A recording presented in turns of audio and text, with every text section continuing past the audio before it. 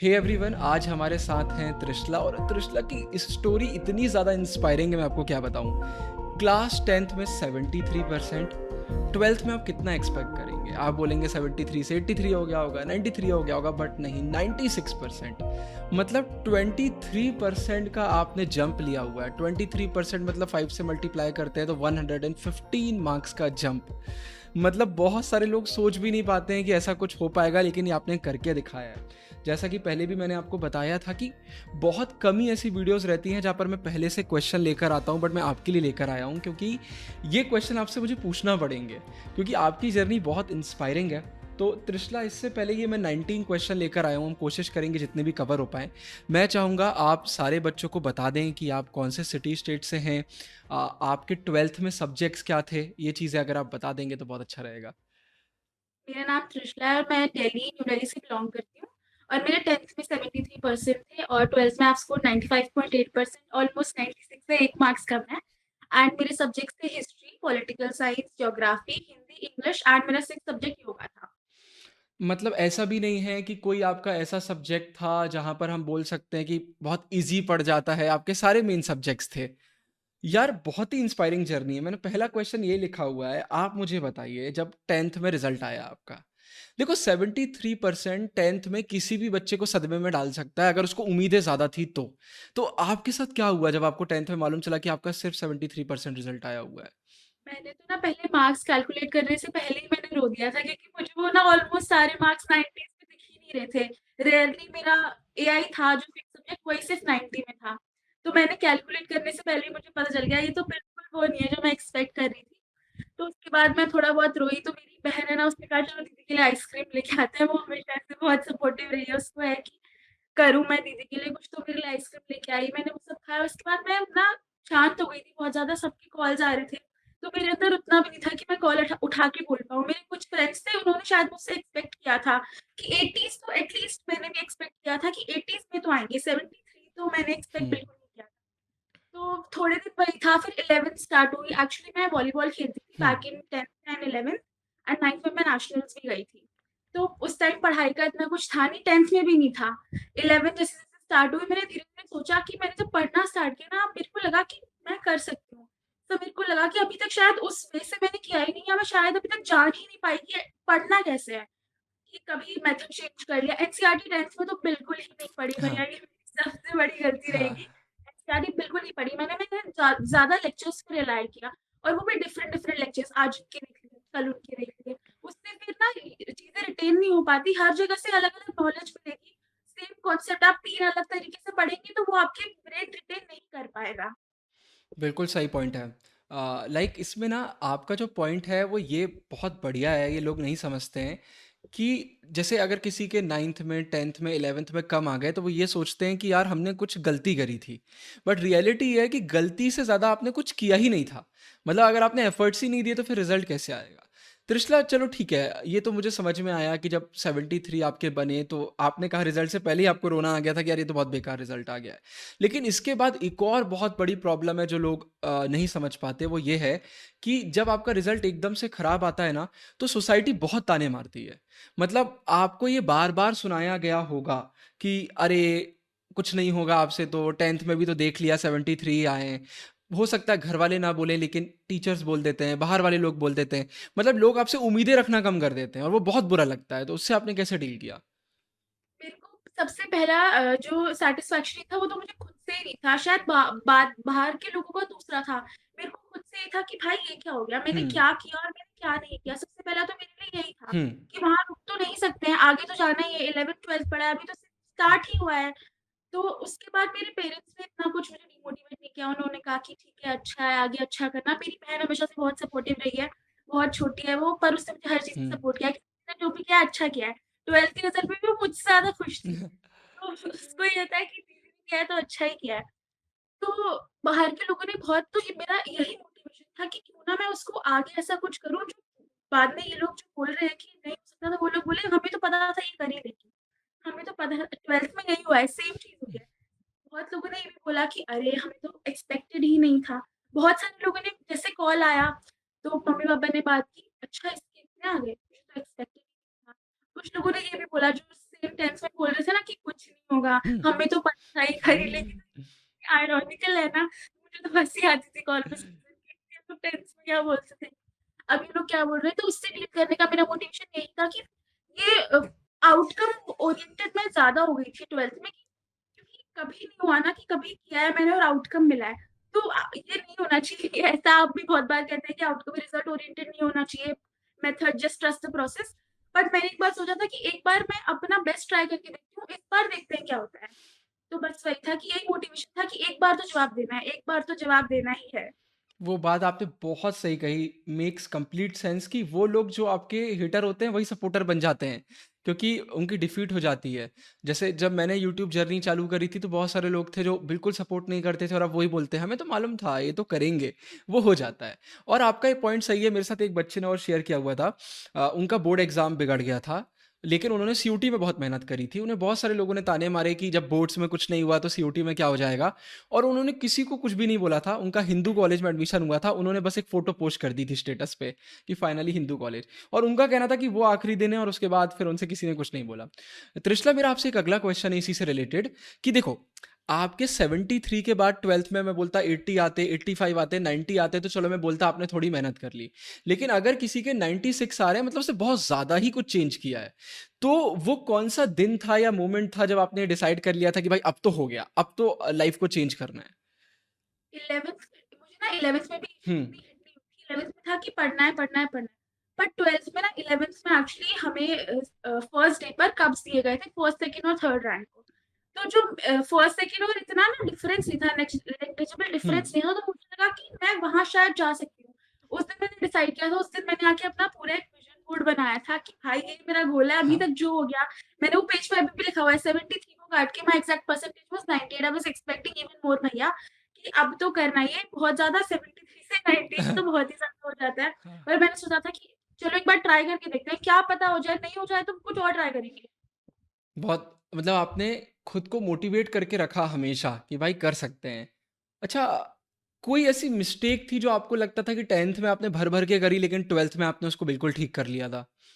10th में मैं same बता रही हूँ, मैंने ज़्यादा लेक्चर्स पे बहुत रिलाई किया था कि हुँ, मैथ्स की लेक्चर से हो रही है ये चीज़, हुँ। मैथ्स लेक्चर नहीं हो रही, हाँ, पिक्चर देख ली, आज उनकी देख ली, कल उनकी देख ली। एक तो इतनी हाइप बन गई है ना बोर्ड्स की, हर कोई पढ़ा रहा है और हर किसी का अलग मेथड है। हुँ, कोई हर सब लोग अलग मटेरियल प्रोवाइड कर रहे हैं, तो बहुत कन्फ्यूजन हो जाता है कि आप किस पे रिलाई करें। हर किसी के बैच से 99.8% आ रहे हैं और उस टाइम ऐसा हो गया था कि मैं यूट्यूब खोलते ही किसी के 95 आ रहे हैं, किसी के 98 आ रहे हैं। तो मेरे अंदर ना ये हो गया कि ठीक है, इतने तो आते ही हैं, इतने तो मेरे भी आ जाएँगे। तो ये हुँ, चीज़ मेरे अंदर बहुत हो गई थी कि सबके आते हैं तो मेरे क्यों नहीं आ सकते, बट सबने किया है जो मैंने नहीं किया है। एनसीईआरटी रीडिंग बिल्कुल नहीं की गई थी। मेरी एनसीईआरटी एकदम प्लेन है, 10th की एकदम नई है बिल्कुल। 12th में वही उसकी चेंज किया मैंने कम से कम 10th में 12th में 10 बार मैंने पढ़ी होगी एनसीईआरटी। 10 बार मैंने तीनों सब्जेक्ट्स की एनसीईआरटी रीड कर ली थी और ज्योग्राफी की तो और भी ज़्यादा। 11th में मेरा ज्योग्राफी में थोड़ा गड़बड़ हुँ। चल रहा था, ज्योग्राफी भी अच्छा नहीं गया था। तो एनसीईआरटी का मैं मेन बोलूँगी मैंने, और मैंने रिवीजन बहुत ज़्यादा किया। 10th में मेरा तो सिलेबस ही नहीं हुआ था, रिवीजन तो कहाँ ही आएगा। 12th में सिलेबस होने के बाद मल्टीपल रिवीजन्स किए, तो रिवीजन और एनसीईआरटी ने मुझे मेनली हेल्प किया। मतलब ये तो यार लाइफ चेंजिंग मोमेंट है कि एक ऐसी बच्ची जिसने 10th में एनसीईआरटी ही ओपन नहीं करी, उसने 10-10 बार रिवीजन कर लिया, तो अपने आप में एक बहुत बड़ा चेंज है। इसके बाद आप मुझे बताओ, मतलब ये थोड़ा-सा वियर्ड टाइप का क्वेश्चन है बट क्या होता है, कुछ बच्चे ऐसे रहते हैं जो पहले से ही बहुत इंटेलिजेंट थे और बस बीच में एक आध क्लास में उनका रिज़ल्ट ख़राब हो गया और उन्होंने बाउंस बैक कर लिया। लेकिन दूसरे बच्चे ऐसे होते हैं जिनका कभी रिज़ल्ट अच्छा नहीं आता था लेकिन उसके बाद फिर उन्होंने खुद को इम्प्रूव किया, तो आप कौन-सी कैटेगरी में आते हो? मैं बचपन से मेरा 4th में 5th में लास्ट बार मैंने 90 देखी होंगी। हुँ। उसके बाद सीधा मैंने अब 12th में ही देखी है कि 90 से ऊपर भी ठीक। मार्क्स आते हैं। इससे पहले कभी आए नहीं, तो नेचुरली इंटेलिजेंट तो मैं नहीं बोलूँगी। मैं हमेशा करिकुलर में बहुत ज़्यादा रही हूँ कि डांस का है तो इसमें पार्टिसिपेट करना है। स्पोर्ट्स में भी मेरा 9th, 10th, 11th स्पोर्ट्स में ही था ऑलमोस्ट। तो नेचुरली लाइक इंटेलिजेंट तो मैं नहीं बोलूँगी, बट मैंने कंसिस्टेंसी बिल्ड कंसिस्टेंसी से। 12th में। मैंने मैं शायद ज़्यादा ही हो गया, बट मैंने बहुत ज़्यादा ही कर दिया 12th में। शायद मैंने 10th में कभी सोचा भी नहीं होगा कि मैं इतना, इतना और इतनी बार हुँ। पढ़ रही होंगी। टाइम नहीं देखा 12th में। मैंने अपने ना एक्चुअली टाइम स्लॉट्स भी रिकॉर्ड किए कि आज मैंने इतना पढ़ा, आज मैंने इतना पढ़ा, तो मुझे दिखता था कि आज 6.5 हुआ है। तो 6.5 ही क्यों है, लेट्स मेक इट 7, 7.5 हुँ। हो गया, लेट्स मेक इट 8, ऐसा था। मतलब मैं ये चीज़ हमेशा शेयर करता हूँ और आपके आंसर ने भी इसको प्रूव कर दिया। देखो, ये इंटेलिजेंट वगैरह टर्म यूज़ करना ठीक है, लेकिन ले दे के बात कंसिस्टेंसी पे ही आती है। हर वो बच्चा जो कंसिस्टेंट हो जाएगा, वो अच्छा कर लेगा, क्योंकि ब्रेन सबका सेम ही है। ऐसा नहीं है कि आपका अलग है और मेरा बहुत ही अलग है, ऐसा कुछ भी नहीं है। डिपेंड करता है कि कितने लोग कितने समय में कितनी मेहनत कर रहे हैं। अच्छा त्रिशला, एक पॉइंट है कि देखो, सेल्फ डाउट सबको आता है, लेकिन जैसे कोई बच्चा ऐसा है जिसने हमेशा अच्छा परफॉर्म किया है, तो वो अपने पास्ट को याद कर लेता है कि नहीं यार, मैंने तो 10th में भी 90 किए थे, अब मैं 99 कर लूँगा। लेकिन वो बच्चा जिसका पास्ट इतना स्ट्रांग नहीं रहा, तो उसको तो सेल्फ डाउट बहुत परेशान करता है। जैसे मान के चलो, आप बहुत पढ़ रहे हो, लेकिन किसी ने आपसे बोल दिया कि त्रिशला आप नहीं कर पाओगे, तो आप बोलोगे यार सही तो है, मैंने तो 10th में भी नहीं किया था। तो वो सेल्फ डाउट इंसान को बर्बाद कर सकता है। तो आपने सेल्फ डाउट से कैसे डील किया?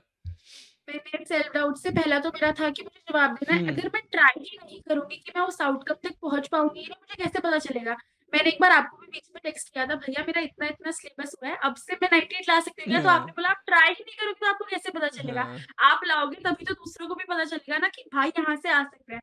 तो वही सेम चीज़ है कि करते रहिए, होगा तो होना तो है ही। अगर आपने कर लिया तो ये तो पॉसिबल ही नहीं है कि नहीं होने वाला है। जो आपने बोला, इससे मुझे एक कोट याद आ गया। मैंने कल ही ये पढ़ा हुआ था कि अगर आप किसी चीज़ को लेके बहुत बेचैन हो, आपकी नींद खो गई है कि मुझे ये करना है, मतलब आपको सपने में भी वो चीज़ दिख रही है, इसका मतलब है कि आपके फ्यूचर सेल्फ के पास ऑलरेडी वो चीज़ है। तो मतलब कि आपका फ्यूचर सेल्फ उसको पा ही लेगा, क्योंकि आप इतने जुनून से लगे हुए हैं। तो मेहनत करते रहिए। अच्छा, इसका और एक क्वेश्चन। मेरा एक और ये भी था कि जिसने हमेशा से स्कॉलर रहा है, तो उसको पता होता है कि मेरे लिए वर्क करता है। हाँ, हाँ, मेरे को ये पता ही नहीं है कि एक्चुअली मेरे लिए क्या वर्क करता है, या मेरे को एनसीईआरटी पढ़ना वर्क करेगा हाँ। मेरे लिए, या मैं नोट्स बनाऊँ, या मैं लेक्चर्स देखूँ, क्योंकि कभी उस चीज़ का आउटकम मिला ही नहीं ना। तो हुँ। 12th में मैंने सब ट्राई किया कि मैं चलो एक बार एनसीईआरटी पढ़ती हूँ, इतनी जल्दी रिटेन नहीं हो पाया। मैंने एक-एक मैं हिस्ट्री का फर्स्ट चैप्टर जो था ब्रिक्स, बीन्स एंड बोर्ड्स, वो मैं 6 घंटे 2 टॉपिक्स लेके बैठी थी। मुझे याद नहीं हो पा रहा था। तो मुझे मुझे पता चला कि रिटेनिंग रिवीजन ज़्यादा ज़रूरी है। एक साथ हुँ। आप इतना सारा ब्रेन में रिटेन करने की कोशिश करेंगे, वो नहीं हो पाएगा। तो मल्टीपल रिवीजन बहुत नेसेसरी है, और आपको पता करना पड़ेगा कि आपके लिए क्या वर्क करता है, आप किस टाइम पढ़ सकते हैं, किस टाइम क्या। ये इतना वैलिड पॉइंट है आपका। जैसे फॉर एग्जांपल मान के चलो, कोई आपसे बोलता है कि यार मैंने सिर्फ 2 बार रिवीजन करा और मैंने बोर्ड्स में 98 स्कोर कर लिए। तो आपको ये समझना पड़ेगा कि हो सकता है वो बच्चा पहले से ही पढ़ने में बहुत स्ट्रांग रहा है, तो उसको 2 बार में हो जाता है। बट ज़रूरी नहीं है कि सेम चीज़ आपके लिए वर्क करे अगर आप पहली बार मेहनत कर रहे हो। हो सकता है पहली बार में आपको 10 बार रिवीजन लगेगा, हो सकता है कॉलेज में वो कम हो जाए, उसके बाद वो और कम हो जाए। तो हर कोई अलग है। तो ऐसा नहीं है कि जो 2 बार रिवीजन कर रहा है वो बेटर हो गया, आप कम हो गए, नहीं। हर किसी के कहीं न कहीं अप्स और डाउन्स आते हैं, किसी के प्लस हैं, किसी के नेगेटिव्स हैं, तो आपको उससे तो डील करना पड़ेगा। त्रिशला, आपका बोर्ड्स के टाइम पे या जब आप बहुत अच्छे से प्रिपरेशन करते थे, उस टाइम पे आपका डेली डेली रूटीन कैसा रहता था? डेली रूटीन मैं सच बताऊँगी, मैंने पढ़ाई के अलावा और कुछ मैं सोचती नहीं थी। अच्छा, ये ठीक है। बहुत वैसी बात हो गई कि उठते ही पढ़ना है, सोते ही पढ़ना है, ऐसा हो गया हुँ। था। मैंने इतने सारे अलार्म्स लगा दिए थे ना मेरे, और मैं उठती भी नहीं थी उन अलार्म से, कंटीन्यूअस अलार्म 3 बजे का, 4 बजे का, 5 बजे का, घर में सब बोलते ठीक हैं है। अलार्म लगाती है और उठती भी नहीं है। तो सुबह उठ गए, फिर थोड़ा फ्रेशन अप हो लिया, फिर पढ़ाई करनी, हुँ। खा लिया, पढ़ाई करनी, यही था मेरा रूटीन, पढ़ाई, पढ़ाई, पढ़ाई था बोर्ड्स के टाइम पे। सबसे अच्छा रूटीन रहता है ये, जब आपको पढ़ना है ना, तो रूटीन ही आपका, मतलब रूटीन का नाम ही पढ़ाई है, कि जब मौका वही मिले पढ़ बाकी लो। बाकी चीज़ों के लिए आप टाइम निकालिए, पढ़ाई तो आपको करना ही है, और क्या, आपको गाने कब सुनने हैं, आपको टीवी कब देखना है, आपको उसके लिए टाइम निकालना है, पढ़ना तो पूरे दिन। वही मैं लाइफ में ये बहुत फॉलो करता हूँ, वीडियोस में भी शेयर करता हूँ। जैसे लोग मुझसे बोलते हैं यार आप इतनी वीडियोस कैसे अपलोड कर देते हो, मैं बताऊँ कि मैं उसके लिए अलग से टाइम नहीं निकालता। मैं दिन भर ये करता हूँ, मैं बाकी चीज़ों के लिए टाइम निकाल लेता हूँ। तो वो बहुत सही चीज़ है। अच्छा त्रिशला, आपके साथ ऐसा कभी हुआ, जैसे मानो स्कूल में प्री बोर्ड्स हुए या एग्जाम हुए, टीचर बोल रही हैं, आप सभी को बताते हुए बहुत प्राउड फील हो रहा है कि ये 3 बच्चों ने टॉप कर लिया है। फिर आप ऑनलाइन गए तो 4 बच्चे बता रहे हैं कि कैसे उनके 99 आ रहे हैं। तो वो एक इनसिक्योरिटी आने लग जाती है अंदर से, कई बार जेलेसी आ जाती है, कई बार जेलेसी नहीं आ रही तो डर आ जाता है। तो आपके साथ ऐसा होता था? अगर होता तो आप कैसे डील करते थे? मेरे साथ ऐसा 10th में ज़्यादा हुआ था। हाँ। 10th में ना मेरे को ये हो गया था कि 10th में तो 95 हर किसी के आ रहे हैं, हुँ। मतलब मेरे यूट्यूब फीड 95 से भर गई थी। हुँ। मुझे लग रहा था हर दूसरे इंसान के 95 आ रहे हैं, तो मेरे भी आ जाएँगे, हुँ। थोड़ा बहुत ही पढ़ना है। बट जब नहीं आया तो ये चीज़ रियलाइज़ हुई 12th में कि नहीं आते भाई, हर किसी के 95 नहीं आते, तभी आपके नहीं आए 95। तो वही सेम चीज़ मैंने उसको 12th में चेंज किया, और मैंने मोटिवेशन के लिए लिया। मैंने आपके जो आपने 10th में टर्म्स डाले ना कि भैया का, रिया दीदी का, हुँ। मैंने सारा देखा है, मुझे पक्का था कि I will be surely giving an interview on this channel, तो वो मेरा मोटिवेशन था फॉर श्योर वाला, ये तो मेरे को करना ही है। मैं आपको हर एक में टेस्ट करती थी, भैया मेरा मैं इंटरव्यू दूँगी, इंटरव्यू दूँगी, इंटरव्यू। अरे आपके मैसेज हमेशा आते थे मेरे पास। यार आपसे बात करके मुझे बहुत अच्छा लग रहा है। मतलब आपके पास से ना एक वो बढ़िया पॉजिटिव चिल वाइब्स आ रही है कि सब बढ़िया है। मतलब अच्छा लगता है। अच्छा, इसमें ना मतलब एक मेरा अगला आपसे क्वेश्चन इसी से रिलेटेड निकल के आएगा कि बहुत सारे बच्चे ऐसे हैं जो खुद को एवरेज बोलते हैं, है ना? मतलब एक वर्ड आपने सुना होगा कि अरे मैं तो एवरेज हूँ यार, मेरे से क्या होगा? तो प्रैक्टिकली आप एक टाइम पे एवरेज रहे हो, तो आप क्या एडवाइस देना चाहोगे उन बच्चों को जो अपने आप को एवरेज बोलते हैं? एक्चुअली एवरेज ना हम नहीं होते, एवरेज हमारी एक्टिविटीज़ होती हैं जो हम कर रहे हाँ, होते हैं। वाह! एक इंसान सेम टाइम पे 10 बार एनसीईआरटी रीड कर रहा है और आप वो एक टाइम पे रीड कर रहे हो, तो एवरेज आप नहीं है, जो आप काम कर रहे हैं वो आपका एवरेज है। अगर आपको उसके लेवल तक पहुँचना है तो आपको वो काम चेंज करना पड़ेगा, आपको अपना वो रूटीन चेंज करना पड़ेगा कि एक बार आप नहीं पढ़ रहे, आपको पता चल जाना चाहिए कि एक बार से आपसे नहीं हो रहा है। आपको क्या चेंज करना है, आपको वो पता करना पड़ेगा। रिज़ल्ट नहीं आया तो उससे पहले मैंने भी अपने आप को यही था कि एवरेज है। इस बार भी मैंने ज़्यादा एक्सपेक्ट किया था वो तो कम आ गया। पर मैंने इस बार भी यही सोचा था कि कर लेंगे, हो जाएगा तो हमेशा से था, कैसे हो जाएगा वो मैंने बहुत चीज़ें ट्राई की हैं 12th में कि कैसे हो जाएगा करने के लिए। दैट्स एवरेज एग्ज़ैक्टली हमारी एक्टिविटीज़ ही होती है मेनली, हम एवरेज नहीं होते, एक्टिविटीज़ हमारी mainly average. Exactly that's exactly what made you a topper कि आप आपको वो क्लैरिटी थी कि मतलब क्या होता है। बहुत ही बढ़िया पॉइंट है। सही बात है, आपकी एक्टिविटीज़ ही एवरेज है। अच्छा, एवरेज लोगों को ना मैं एक चीज़ और बोलना चाहूँगा, पर्सपेक्टिव चेंज करना भी ज़रूरी है। हम एवरेज को बहुत बुरी नज़र से देखते हैं, लेकिन एवरेज का लिटरल सेंस में मीनिंग क्या होता है? ज़्यादातर लोगों की तरह। तो आप ज़्यादातर लोगों की तरह हैं, आप उनसे नीचे नहीं हैं। तो एवरेज से ऊपर उठना कोई इतना मुश्किल काम नहीं होता है। लोग उसको गलत नज़र से देख लेते हैं। अच्छा यार, 73 से 96 का जंप, अगर आपको एक हैबिट बताना हो कि भाई ये ही वो हैबिट थी जिसने ये चेंज लेके आया, सबसे बड़ा कंट्रीब्यूशन। कंसिस्टेंसी भैया सबसे इम्पोर्टेंट कंसिस्टेंसी ने ही मेरे साथ किया है। हम्म। मैं पढ़ रही हूँ, मैंने रोज़ पढ़ा है, लाइक हम्म। मैंने बहुत रेयरली हो गया होगा कि आज मैंने पढ़ाई स्किप की है, कुछ बहुत ज़्यादा काम हो गया या मैं स्कूल से आके बहुत थकी हूँ। कंसिस्टेंसी मेरी मेनली रही है और मैंने एक ना ऐप डाउनलोड किया था, उसमें आप लोग अपना टाइम स्लॉट्स रिकॉर्ड हम्म। कर सकते हैं। तो उस ऐप ने मेरी कंसिस्टेंसी इतनी बढ़ा दी ना, मैं उस ऐप के लिए भी बहुत ज़्यादा ग्रेटफुल हूँ, नाम क्योंकि बता मुझे दो वो आप, याद हो अगर आपको तो। Punto करके है, वाईपीटी ऐप है, तो हाँ उसमें हाँ आपका हाँ।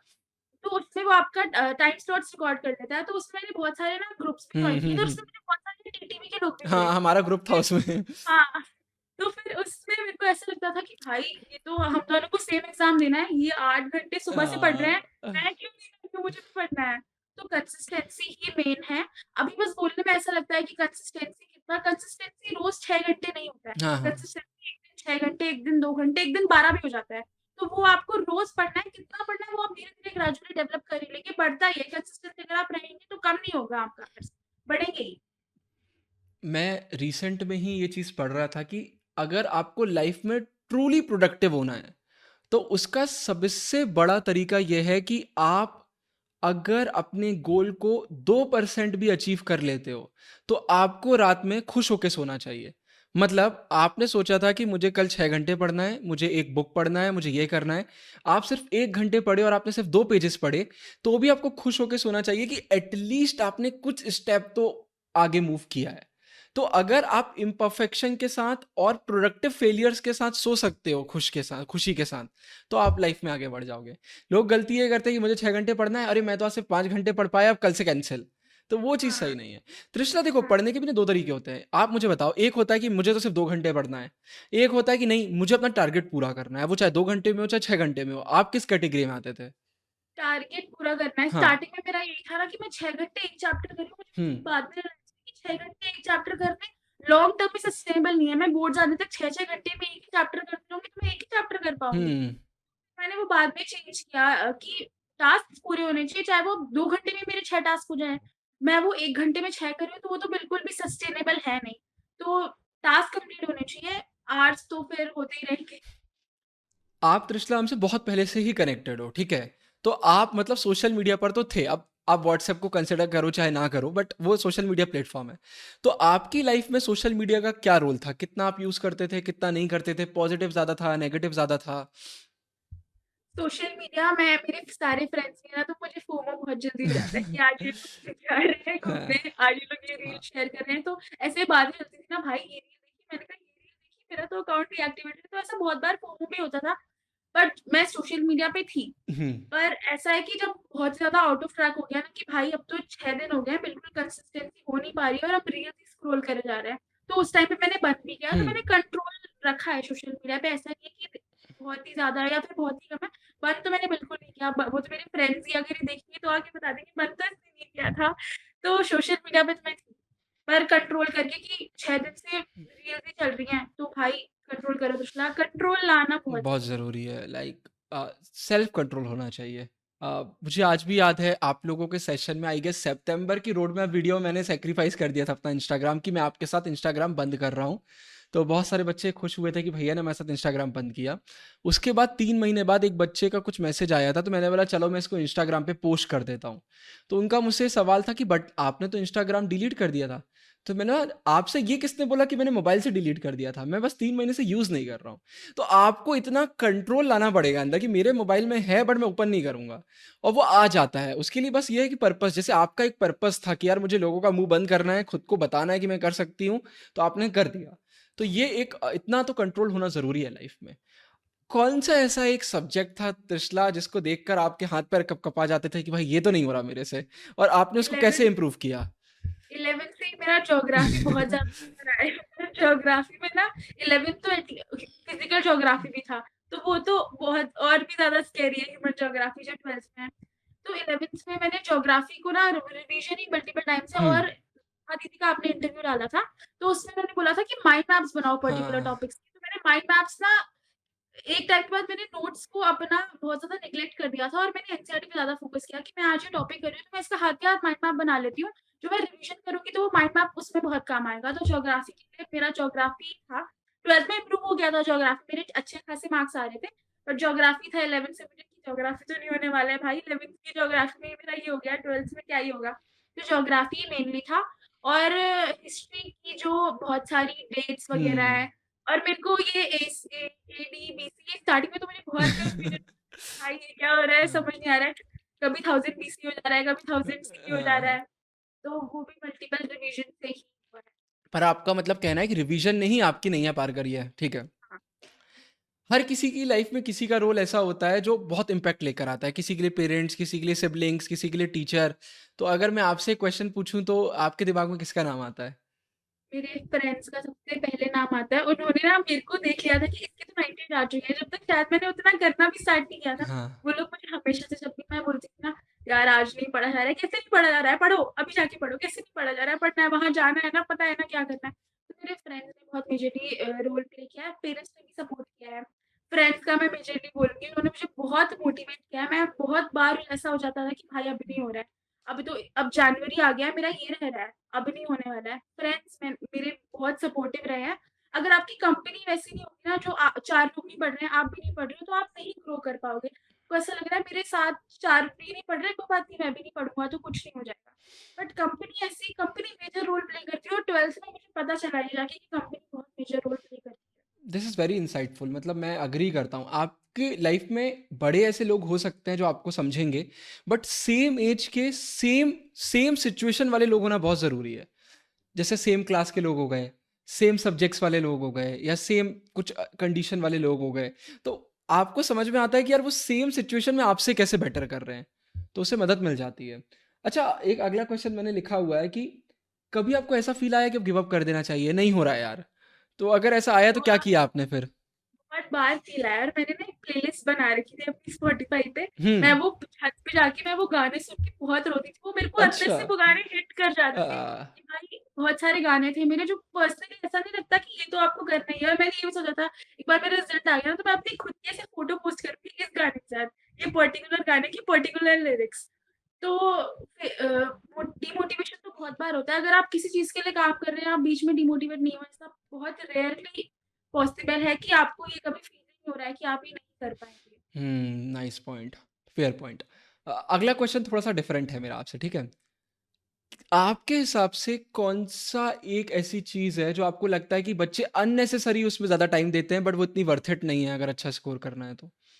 अननेसेसरी बहुत सारे रिसोर्सेज़ हैं। हर जगह आपको यूट्यूब पे आप बहुत सारे रिसोर्सेज़ हुँ, हैं। अगर आप मल्टीपल रिसोर्सेज पर जाएँगे ना, तो आप वो नहीं कर पाएँगे। अगर आपके पास 1 पेज है, उस 1 पेज में आपकी 1 चैप्टर सम अप हो रहा है, आप उसको 10 बार देखेंगे तो वो आपका ब्रेन ज़्यादा फ़ीड कर पाएगा रादर देन आप 10 अलग जगह पर जाके 10 वीडियोज़ देख रहे हैं।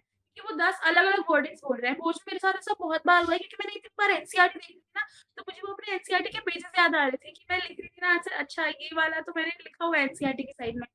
तो मेनली एक चीज़ पे ज़्यादा रिलाई करना चाहिए rather than having 10 multiple resources. एक चीज़ को अगर आप ज़्यादा 10 बार कर लेंगे, 15 बार करेंगे, इतना वास्ट सिलेबस भी नहीं है कि आपका बोर्ड्स तक सिलेबस ही पूरा नहीं हो रहा है, हुँ। अगर आपने एक से स्टार्ट कर दिया है।